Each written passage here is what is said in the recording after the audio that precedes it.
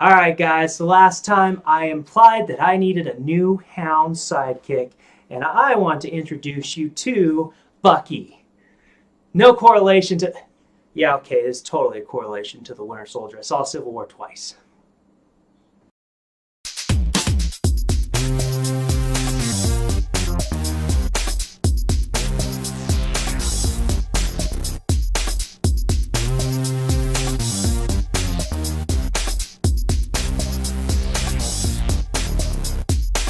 Hey guys, Hardware Hound here. Today I have the AMD FX-6350 processor to review. So I'm actually really excited about this because I love these chips and I'm not ashamed to say it.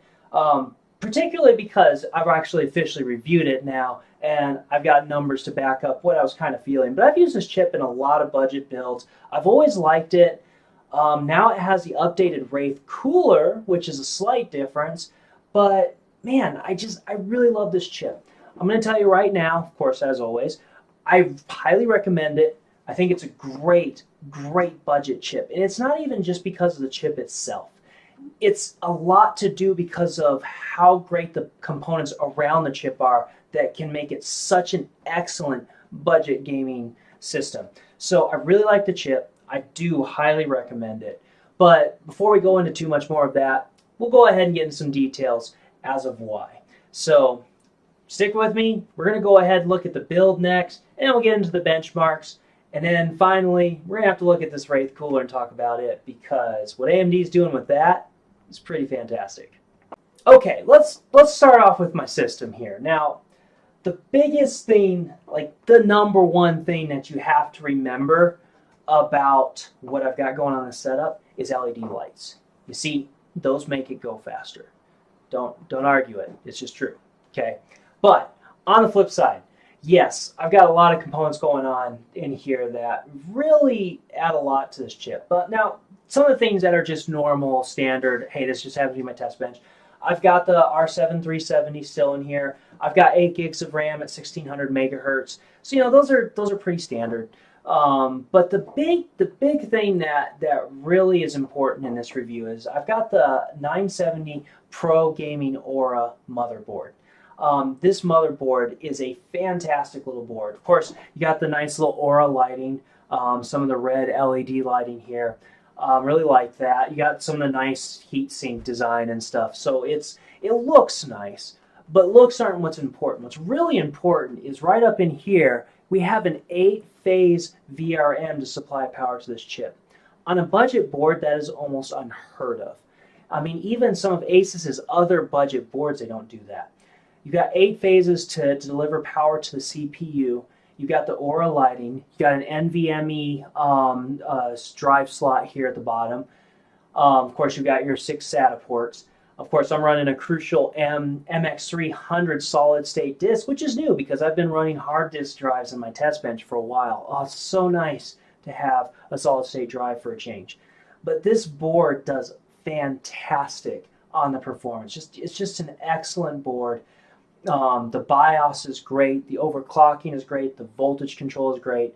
Asus has really delivered on this board and really made me a fan. So, in this system, this board is very important. I wanted to say some praises for it, and this is not because Asus sent it to me. I actually sold some stuff to buy this board because I really wanted to try it. So I invested the money into it. Turns out I really liked it.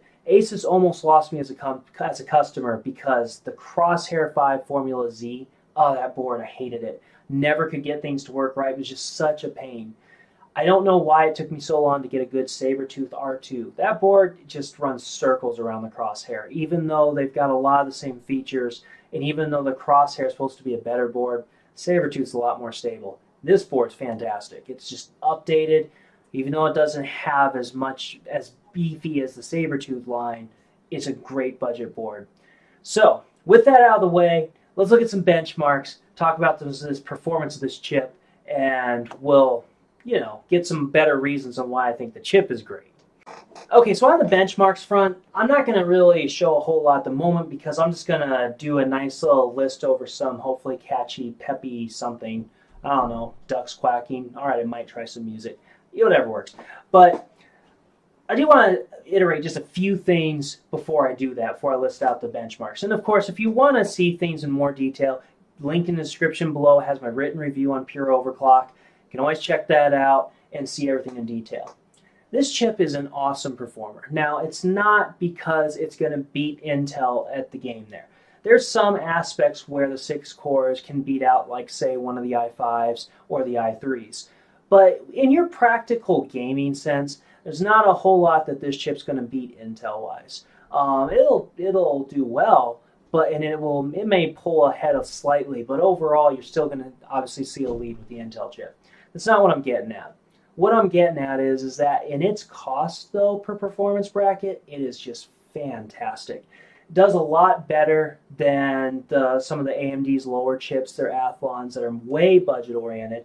But at the same time, this thing is coming dangerously close to the 8-core chips in performance. There's only a few applications where the 8-core chip is really going to benefit you, and most of those applications are specifically video encoding or editing, stuff that really uses all 8 cores.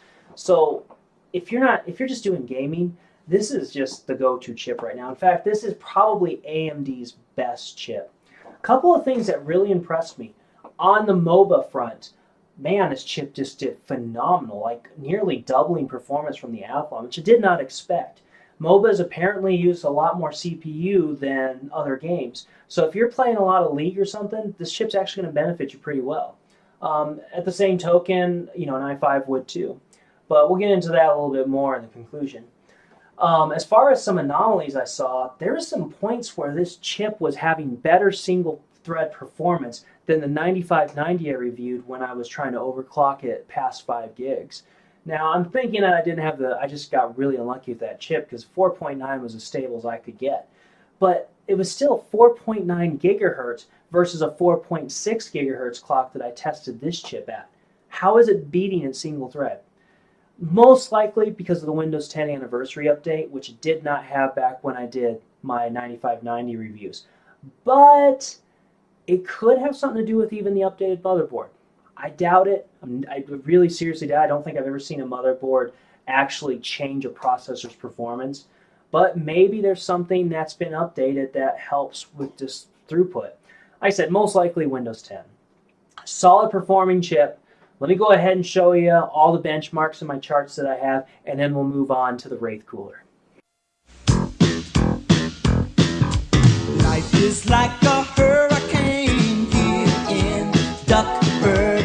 Race cars, lasers, aeroplanes. It's a duck blur.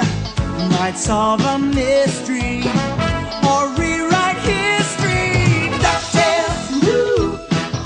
Every day they're out there making DuckTales, woo! Tales of daring, do that, and DuckTales. Danger! Watch behind you. There's a stranger out to find you. What to do? Just grab onto some DuckTales, woo! Every day they're out there making DuckTales, woo! All right, AMD, thank you for bringing a new name to stock cooling. Stock cooling was, I don't know, is it safe to say the redheaded stepchild of the CPU world? I mean, stock coolers are terrible. They just sucked, and they got worse and worse and worse as time went by. And then AMD said, you know what? We need to quit sucking with our stock coolers. We need to give something that somebody can actually use. And so they redesigned and did the Wraith. When I first saw this at CES, I was pretty excited about it because it already looked good. Then one of our other reviewers at Pure Overclock got to specifically review just the Wraith cooler, and I was even more excited. But I really just wanted to get my hands on it, and I finally did. So here's the deal. I'm going to mix in my overclocking with this. Now, I didn't bother with stock clocks in this review because we've seen the 6350. It's been out for years. Who cares? I mean, honestly, it's hard to say that people were going to care a ton about this chip anyway. But at least if we're going to care about it, we're going to overclock it. That's what we are, pure overclock. But with the Cooler Master Neptune, which is a 240 millimeter liquid cooling system that I have, and as you can see, I still have the radiator installed here because I'm like, hey, I just want to have it in place in case I switch things back out quickly. I was able to get to 4.6 easily. I was starting to push that 60-degree mark on the chip, but that was a comfortable overclock. Any higher temperatures would have been too high for what would be considered day-to-day use safe, but any lower and I would have been wasting some possible headroom. I moved to the Wraith cooler. I expected it to be good, but I didn't expect to get to 4.5 gigahertz. Now, my average temp after a 3-hour stress test for stability with OCCT was still about 61 degrees. That's pushing the limits because some of my spikes were going to be higher than that. But that's still, I think, fairly safe. The big deal about that is that if that's my stress test temperature, my day-to-day use gaming normal loads are never going to reach that. And so I have a nice stable 4.5 gigahertz overclock with this Wraith cooler that I'm very comfortable to do any gaming or normal workload stuff with. If I was doing something crazy that did 100% processor use 24/7, I'd probably drop it back a little bit to be a little safer. But for day-to-day normal tasks, yeah, that's going to be fine.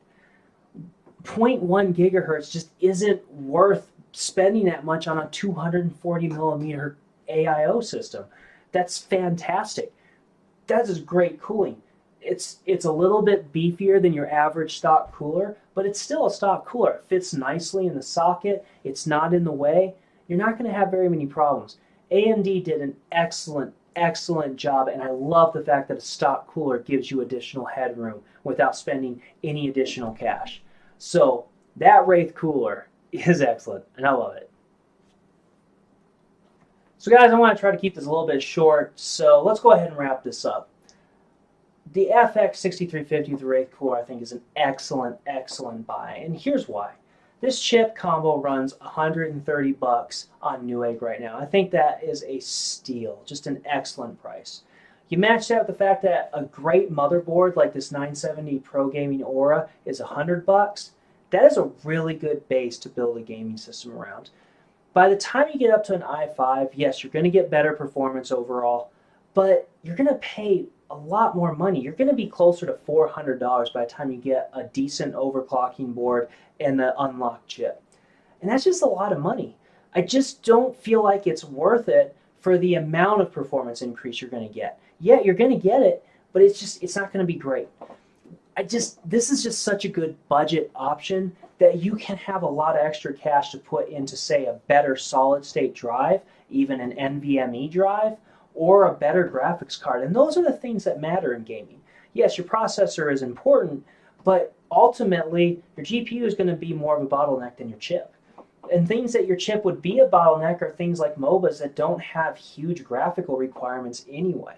So I really like this setup. I think it's excellent. And it's because of that cost to performance ratio that I feel like if you're looking for a mid-range 1080 to 1440p gaming system, then this should probably be your go-to chip. Or if you want to save a little money so you can have a little more fun with overclocking and liquid cooling systems, then the 6300, because it's not worth the, 6300 is about $30 cheaper. That's worth it, saving that money and then put it into a good liquid cooler. So excellent chip. I highly recommend it, especially if you're in that budget market. And I get it. AMD isn't as good, but when you're in a budget range, you're trying to get the most out of your dollar. If you really want high end, then just go to the full i7 route. I don't feel like going anywhere in between is worth it at this point. Even AMD's 8-core chips are hard to justify because this chip's going to perform so closely that the 8-core chips just don't feel worth it. They're not worth the extra cost. So I really like it. We've got solid performance. We've got an excellent price. We got an excellent stock cooler. I am going to totally give this a pure overclock editor's choice. Guys, I'm super looking forward to Zen. I do want to see more competition. If there's one problem that we have with these chips, it's that it hasn't forced Intel to be more competitive. And I feel like if Intel just had an unlocked i3, that would be a game changer right there. But they only unlock the i5s and the i7s. And so overall, I still love this chip. I've used it in several builds. I really liked what I saw of my benchmarks. Editor's Choice Award. I hope you liked this review. I hope it was short enough but got to the juicy details that you really wanted to know. If you want more detailed look into it, in the description below, once again, I have the full written review, so you can check that out. detailed graphs and everything. Otherwise, like and subscribe to my channel, and I'll catch you next time.